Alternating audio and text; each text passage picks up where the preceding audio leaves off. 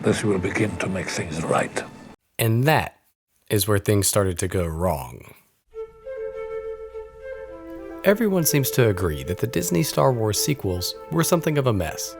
Even people who do happen to like one of them, or the other, really? Still don't think of them as a coherent trilogy. But, as is always the case with Star Wars, looks can be deceiving, and these three movies actually do share an important characteristic. One fundamental trait that, in retrospect, completely unifies them as a trilogy. All three of the sequels think of themselves as an antidote to things that had gone before them. You could even call them the Antidote Trilogy, but that's just a little too long, isn't it? Let's shorten it just a... Perfect.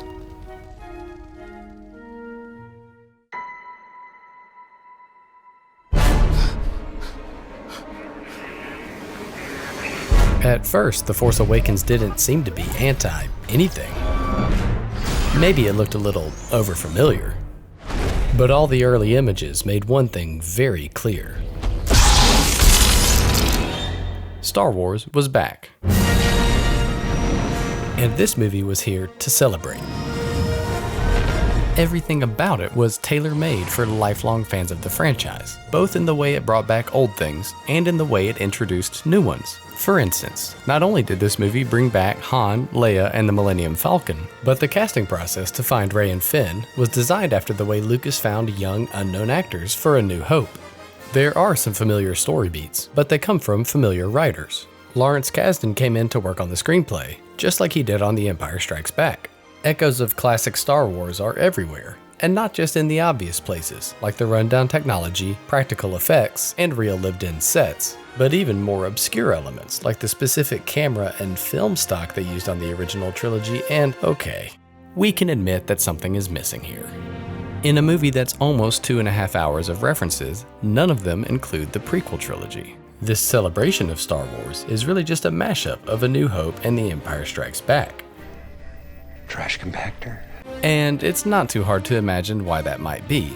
A lot of fans just didn't like episodes 1 through 3, and J.J. Abrams is clearly one of them. For us, at the very beginning, it was really about why we were telling this story, and it was to give people that sense of possibility and magic that we all felt when we first saw the original Star Wars. That's what lines like this are about. This will begin to make things right. Well, because of you, now we have a chance. Abrams is here to get right what George Lucas got wrong. The point of his revisiting the legacy of Star Wars is to take the prequels out of it. Meaning, it's not a nostalgia trip. We had to go backwards in order to go forwards. More straightforwardly, The Force Awakens is anti-prequel. That's why it's making a big deal out of things like the practical effects. After hearing them talk about it, you would think the production was going back to the old way of making Star Wars movies. Obviously, they weren't. And actually, The Phantom Menace had fewer visual effects shots than The Force Awakens, which uses all kinds of digital effects. And not everyone knows this, but each prequel used more miniatures than the entire classic trilogy. And it's not like they stopped using makeup, puppets, or real-life location work. The biggest difference was marketing. When the prequels came out, all that digital stuff was new, so they became known for it. And anything the prequels were known for is something The Force Awakens ran away from as fast and as far as it could. This was a mistake! Huge! In doing so, the movie misses the point of what these effects are even for. It treats them like it treats references to old scenes, or props, or C-3PO. Goodness! Han Solo! It is I, C-3PO. It just sticks them in there, for no reason other than to have a practical effect, or C-3PO, on screen. Excuse me, General, sorry. And that's just not how Star Wars has ever worked. In that scene where R2-D2 is ambushed by Jawas, Lucas wasn't trying to show off his practical effects. He was trying to show that R2 was in danger. Likewise, when Lucas stopped on his way into Jabba's palace, it's not to show off these costumes. It's to create a parallel between him and Darth Vader. Unlike similar moments in The Force Awakens, there's a whole scene here. These are actual characters. And, like it or not, so are all of these. This may seem like a small issue, but it's just one example of how running away from your own franchise causes more problems than it solves. The prequels were also thought to be too serious and too stuffy in comparison to the old Star Wars. Abrams wanted more of what he calls The comedy that Lucas put into Star Wars. But the comedy in A New Hope comes straight from the characters and conflicts. Look, your worshipfulness, let's get one thing straight. I take orders from just one person, me. It's a wonder you're still alive. The comedy in Force Awakens comes from we need more comedy, and it keeps accidentally undercutting its characters and its conflicts. At the climax of Finn's arc, he's literally told not to take himself so seriously. I'm in charge. I'm in charge now, Phasma. I'm in charge. Bring it down. Bring it down. The same thing happens to the context of these conflicts. You may recall the prequels had a storyline built around the careful development of a political crisis. Apparently that's complicated and boring, so Force Awakens does what it always does, the opposite. It doesn't explain anything. It's not going to answer questions like, who's the First Order? How does this connect with the previous movies? Who are all these people? What just happened to this place? Because any scene where the characters sit around and discuss politics might remind viewers of A New Hope, The Phantom Menace. But look, most of these issues could be forgiven in a movie that got the important things right. This is a Millennium Falcon. You're Han Solo. I used to be. Han Solo is about the most Star Wars thing ever, and not just because he's cool. In fact, that cool, disaffected gunslinger persona is there to hide the fact that he's broke, always on the run, and can barely keep his ship in the air. What's that flashing? Through the original trilogy, Han's loyalty to his friends starts to crowd out his selfishness, eventually conquering his fear of his past. He becomes an actual hero, and a crucial part of the rebellion. And this movie takes all of that away from him. Han Solo, the rebellion general? No, the smuggler. Force Awakens is desperate for the old Star Wars, and if Han is allowed to grow, he won't be like the old Star Wars. What's the problem? It's just that Han Solo is a real character. So undoing his storyline means all of his triumphs are now his failures. He's lost his standing and his career, he's lost his relationship and his son, he's even somehow lost the Millennium Falcon. This version of Han is a 66-year-old loser. He's no longer an anti-hero, he's just an anti-hero. And it was to give people that sense of magic. That's right. The magic of learning your favorite character peaked 30 years ago, threw away everything good that ever happened to him, and dies pointlessly and alone in front of two people he's never met before being thrown off a bridge. And it's worth repeating. The reason this happened is because Abrams wanted to fix the things Lucas messed up when he made Star Wars movies that didn't feel like Hope or Empire. In his mind, those two movies are everything Star Wars should be, and the prequels were unsuccessful variations on them. But George Lucas was never trying to make 6 of the same thing. They wanted to do a retro movie. I don't like that. I like every movie. I worked very hard to make them different. I make them completely different, with different planets, with different spaceships, to make it new. In fact, one of the coolest parts of the Lucas saga is it contains a children's fantasy, a noirish political mystery, an apocalyptic opera, a serial adventure, a dreamlike tragedy, and a classical morality play. Ironically, making a movie that truly felt like Star Wars would have probably meant making something different than anything Star Wars had been before. But since Abrams either didn't understand or didn't like the saga's big picture project, the creator of Star Wars had to be taken out of that picture. They decided they didn't want to use those stories. They decided they were going to go do their own thing. They weren't that keen to have me involved anyway. In a very literal way, this anti-prequel movie had to become anti-Lucas. And that turns out to be anti-Star Wars.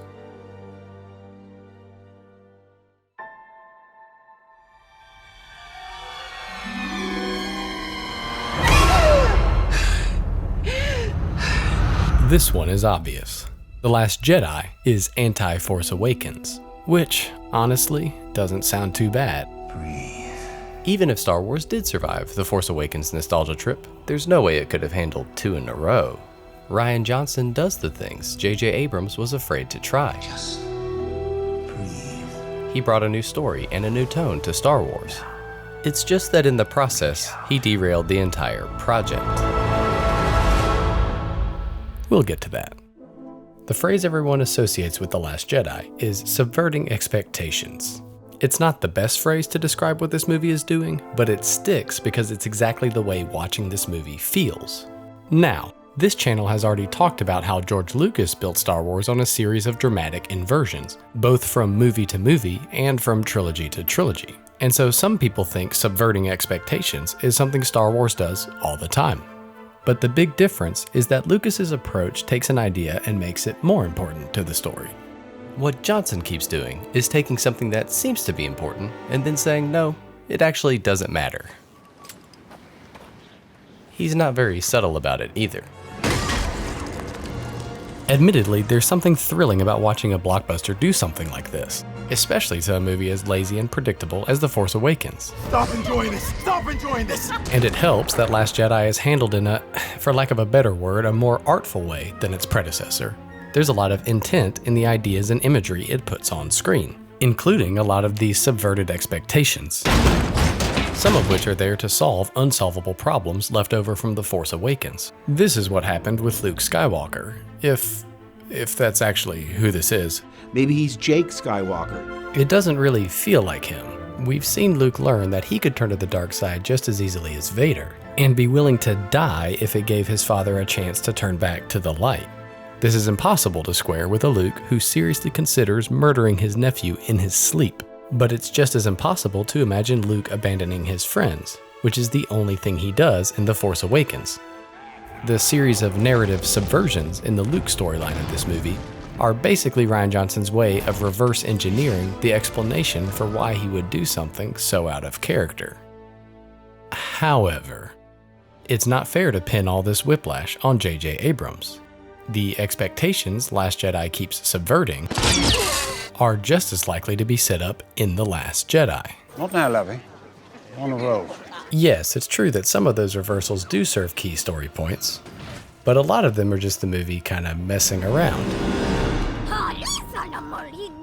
And look, a lot of it is meant to be funny, and a lot of it is funny, but it also means most of this movie's setups are built on it misleading the audience.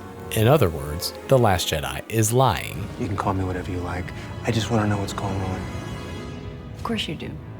This whole string of deception climaxes hilariously with the admission that even the movie's title was a lie. And I will not be the last Jedi. Not The Last Jedi's fundamental dishonesty is also why it feels like the movie never gets anywhere. We've talked about this too, but Star Wars has always been remarkably straightforward, which is how it crams such an insane amount of story into just 6 movies. Not The Last Jedi's constant backtracking basically means that it has to take 1 step backwards for every 2 steps forwards for its entire runtime. And if it starts to feel like this is somehow the point of the movie, well, it is. Instead of subverting expectations, this is the phrase that should be associated with The Last Jedi. We are what they grow beyond. It's a more fundamental rejection of the way The Force Awakens refused to move forward. Sort of an anti-nostalgia sentiment. And again, this sounds like a good or even necessary thing. But the way it goes about this idea doesn't just reject The Force Awakens. This subplot, with Luke reckoning with the broken legacy of the Jedi Order, realizing he needs to face his own weakness, and embodying the true nature of the Jedi by refusing a lightsaber duel, has already happened. It is the plot of Return of the Jedi. Last Jedi doesn't just undo Luke's flawless character arc from the classic trilogy because of J.J. Abrams. It does it so it can haphazardly redo it and then act like it's moving beyond something. This is why Luke Skywalker is now a coward. It's tough to move beyond your heroes without tearing them down first. Oh look, another lie. That's how we're gonna win. Not fighting what we hate. Saving what we love. The Last Jedi is constantly fighting things. It's not just anti-Force Awakens, it's anti-meat, it's anti-war, it's anti-Poe.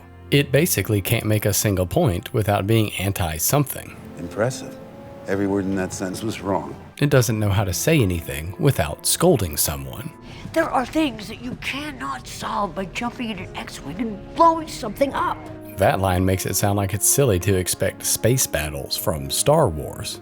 Again, that title thing, really a struggle. Not to mention, half the saga has already done this, without patting itself on the back for it. Kind of like how, despite what The Last Jedi seems to think, it's not the first Star Wars movie to tackle the dark side of things like greed or war. And when Lucas did it, he was able to say things that were a little bit more interesting than greed bad or war bad. Partially because he filled those stories with actual characters, while The Last Jedi seems to prefer nameless symbols, like in its last shot, which clearly shows that Star Wars is moving on, that the Force and these movies are for everyone, not just the Skywalkers. But the reason we follow the Skywalkers isn't because they're more important than other people. It's all about generations, and it's about, the issues of fathers and sons and grandfathers, and it's a family soap opera. Come to think of it, that both Anakin and Luke start out as nobodies is a story point that hits on the exact same idea as the ending of The Last Jedi, but it does it in a way that treats them as people, not just as symbols. Just give it to me one more time, simpler. You could think of it like this. The point of this kid is he could be anyone. The point of this kid is that he's someone. I'm a person and my name is Anakin. And look, maybe Star Wars moving on is a good thing. But arguably, if you love what Star Wars could be more than what it already is, you don't actually love Star Wars. When Last Jedi takes what the saga has been and shoves it in a drawer, well, it's very anti-Force Awakens in that way.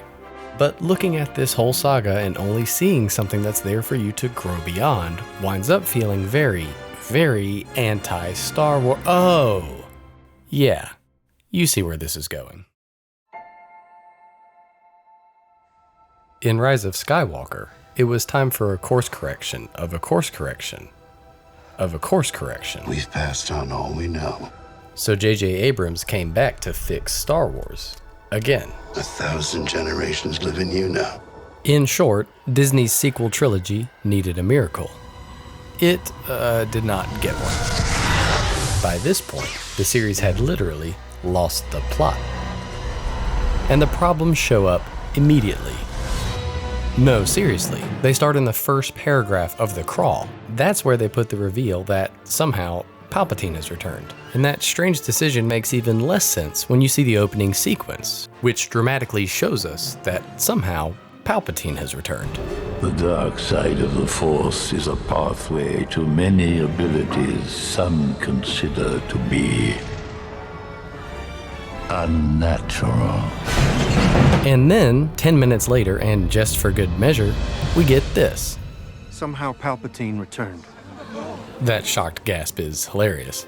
But if you can imagine a movie that spends 2 hours and 15 minutes explaining itself without ever actually clearing anything up, you can imagine Rise of Skywalker. This is terrific. You're not going to believe how well this is going to turn out. It's going to be great. It's clear at times that Abrams is trying to redo what Last Jedi undid. A Jedi's weapon deserves more respect. The problem is the movie's a jumbled mess. Just as an example, let's look at the sequence where our heroes search for the first clue to the Sith Wayfinder. It's right after they bring back Carrie Fisher with old footage, just so Rey can refuse to listen to her. I need to finish what Luke started. No. I don't want to go without your blessing, but I will. Anyway, here's how this sequence of the movie goes. They arrive on the planet Pasaana in the middle of a big festival.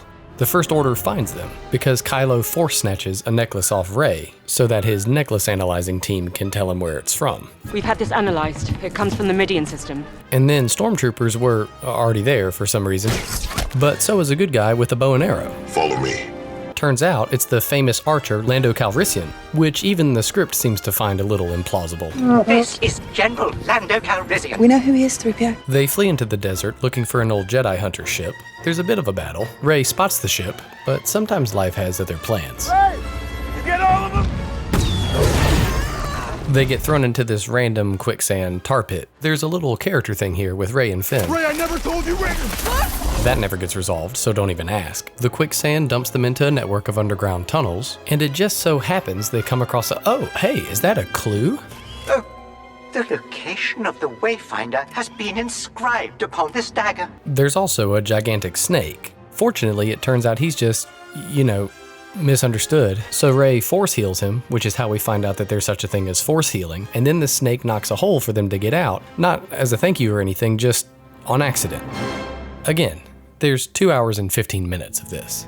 Rise of Skywalker spends more time explaining powers and things than it does people, so pretty much every major story beat feels either arbitrary. I know exactly where the Wayfinder is. Unfortunately, it is written in the language of the Sith. Pointless. There was another transport in the desert. Or unmotivated. I'm the spy. What? You? If you think too long about how cause and effect even work in this movie, it starts to feel like a philosophical exercise. Because the effects in Rise of Skywalker are actually more causes than their causes. That probably didn't make any sense. Let's try that again. The way this movie is organized is clearer if you explain it backwards.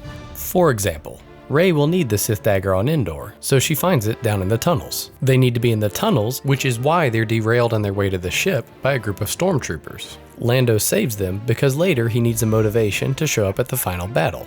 Okay, admittedly, it still doesn't look like The Godfather, but at least it gives a possible explanation for why the story here feels like such gobbledygook. Which way? No idea. Follow me. The movie is pure setup and payoff, without any actual cause and effect. In fact, you know what? This isn't a movie. Okay, it's technically a movie, the images are moving, but exploring cause and effect is essentially the main point of a narrative. So when this movie ignores them completely, it makes it like an anti-narrative. Every story beat is mechanical, just there to move us to the next beat. Kind of like Disney just needed an episode 9 to exist, so J.J. Abrams had to mechanically assemble enough activity to take up 2 hours of every audience member's life. If this mission fails, it was all for nothing. All we've done. And ironically, the whole Star Wars project started as a way to explore the importance of narrative. I consciously set about to recreate myths and the classic mythological motifs. Ignoring the foundations of a narrative is anti-Star Wars. And that's just all there is to say about that. So in the spirit of Rise of Skywalker, let's just hurry up and get to the outro. The whole thing turns out pretty anticlimactic. Palpatine is defeated, the great love story of our time finds its natural conclusion, and the most hilariously oversized fleet in the history of collecting vehicles is defeated in a very anti-Star Wars way by being somehow outnumbered. But there are more of us, Poe. There are more of us. And Chewbacca gets a medal, even though all his friends are dead. You know, J.J. Abrams' whole career seems to be in some sort of weird Benjamin Button mode, where he gets actively worse with each movie he makes. And now, he's made an anti-movie. And yes, that might sound a little harsh. But don't worry about Abrams. After all, it looks like he got exactly what he wanted from this trilogy. Star Wars. Free of George Lucas.